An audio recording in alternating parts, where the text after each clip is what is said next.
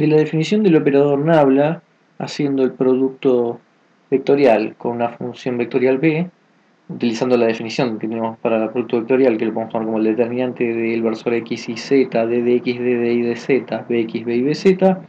Eso nos va a dar, tomando esta definición, o como vamos a ver ahora, esta otra definición, que nos va a dar en x versor dbz de y menos dbi dz más en inversor dbx dz menos dbz dx, y finalmente lo voy a poner abajo en z versor dbi dx menos dbx dy. Entonces el rotor de una función vectorial, como cualquier otro producto vectorial, nos da un vector. Entonces la interpretación geométrica va a estar relacionada con cuánto tenemos de la función vectorial rotando alrededor de un punto en cuestión. Por ejemplo, los campos que tenemos para la divergencia, todos van de rotor 0. Por ejemplo, si tomamos uno de ejemplo, que el campo vectorial igual a x en x versor más y versor más z en z versor, que era el campo R. Bueno, si tomamos el rotor de este campo, no va a ser el producto vectorial entre nabla y R. Vamos a tener primero en x versor dbz de y, pero cada uno sabemos que depende nada más que de su propia variable. Por lo tanto, esto es 0, esto también va a ser 0, más y x en z es 0, zx es 0. No, no va a ser 0 cuando tengamos en la misma variable, pero como no hay, entonces el rotor justamente es 0. Distinto va a ser el caso en estos dos que estamos viendo. En estos casos, como tenemos un campo vectorial que podemos ver que circula de esta forma, o en este que va así y abajo así, vamos a tener un rotor apuntando en el eje Z, como lo pensaríamos para un producto vectorial que sale en la dimensión que está a 90 grados de ambas, y entonces el rotor no va a ser 0, y uno puede imaginarse como si uno está en un lago, por ejemplo, y pone un corcho, y entonces siguiendo la línea del campo vectorial, si empieza a rotar, entonces va a estar en un punto de rotor que no es 0. Supongamos que el que tenemos en rojo es una función vectorial BA, que es igual a menos i en x versor más x en y versor. Entonces, ¿cuál va a ser el rotor de esto?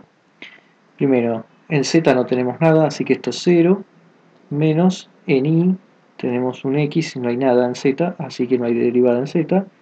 0 tenemos para la primera, para la segunda en x tenemos menos y, así que la derivada en z no hay nada, menos en z no hay z, así que esto también es 0. Y por último, en z versor tenemos derivada de y en función de x, o sea, tenemos 1, porque está el x, menos derivada de x en y, que es menos 1, así que queda menos 1 más 1, o sea que queda 0, 0, 2, o en la otra notación, 2 por z versor. Entonces, como suponíamos, el rotor está apuntando hacia en la dirección z con magnitud 2. El que está en verde vamos a suponer que es, vamos a llamarlo bb, que es igual a x en y versor.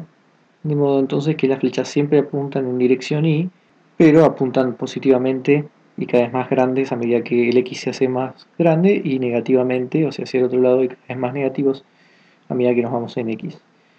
Entonces el rotor de esto va a ser más fácil, porque solo nos va a importar donde haya BI. Entonces, y aparte tiene que haber derivada en x, que acá no hay.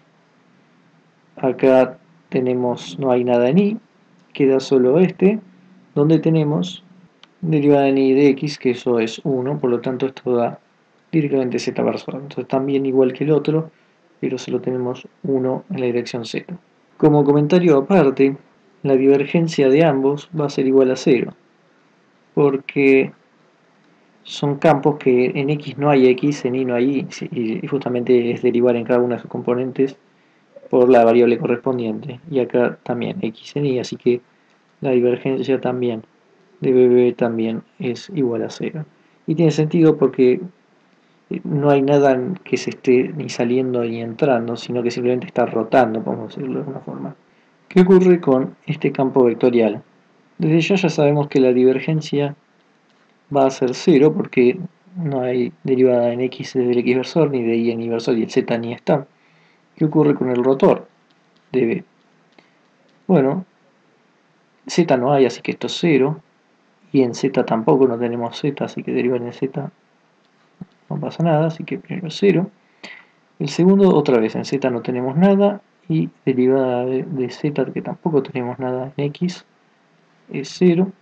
Perdón, acá esto es en x, pero igual en z no tenemos, así que sigue siendo 0. Y en el último, derivada de y en x, que es 1, menos derivada en x en y, que también es 1. O sea que nos termina dando 0, 0, 0. Entonces este es un campo donde no hay ni rotor ni tampoco hay divergencia. Esto también es algo que va a ocurrir, por ejemplo, con los campos vectoriales que son constantes, donde no van a tener ni rotor ni tampoco van a tener divergencia.